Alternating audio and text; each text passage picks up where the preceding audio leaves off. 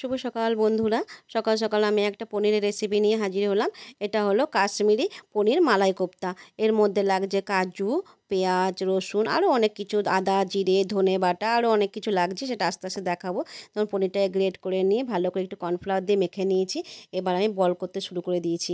এখানে আমি একটু ড্রাই ফ্রুট দেবো। এর মধ্যে আমি একটু কাজু দেবো, আখরোট, আর একটু কাজু, আখরোট আর একটু কিশমিশ দিয়ে বলগুলো তৈরি করছি।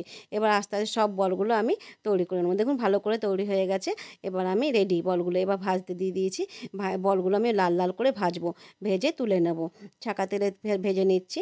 তা ভেজে নিতে নিতে বলি, এদিকে আমি আলাদা করে মশলাও তৈরি করব, যার জন্য লাগবে সেই মশলার জন্য সেই যে কাজু বাদাম দেখিয়েছিলাম, কাজু, পেঁয়াজ, সেগুলো আমি ভালো করে ফ্রাই প্যানে ভাজবো।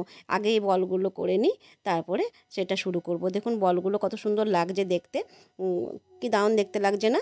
দেখুন এই ফ্রাই প্যানে আমি এখানে কাজু দিয়ে দিচ্ছি, এখানে পেঁয়াজ দেবো, এখানে রসুন দেবো, 4টে শুকনো লঙ্কাও দেবো এখানে, আর এখানে টমেটো পড়বে, একটু নুন দিয়ে দিলাম যাতে পেঁয়াজটা তাড়াতাড়ি গলে যায়। আর এখানে টমেটো দিয়ে ভালো করে ভেজে আবার জল দিয়ে সিদ্ধ করব।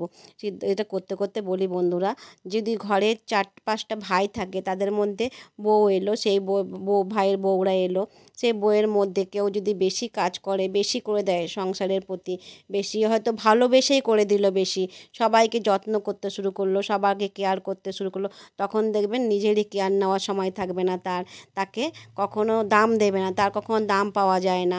সে সবাই তাকে কীভাবে কাজের মেশিন ভেবে বসে। আসলে বউটাও কখন বুঝতে পারে না সে আস্তে ঘরের বউ থেকে কখন কাজের বউ হয়ে গেছে।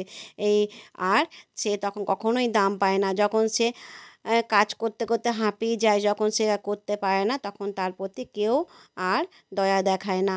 ওই জন্য বন্ধুরা, যতটুকু পারবেন শরীর দিয়ে অতটুকুই করবেন, তার বেশি করতে যাবেন না।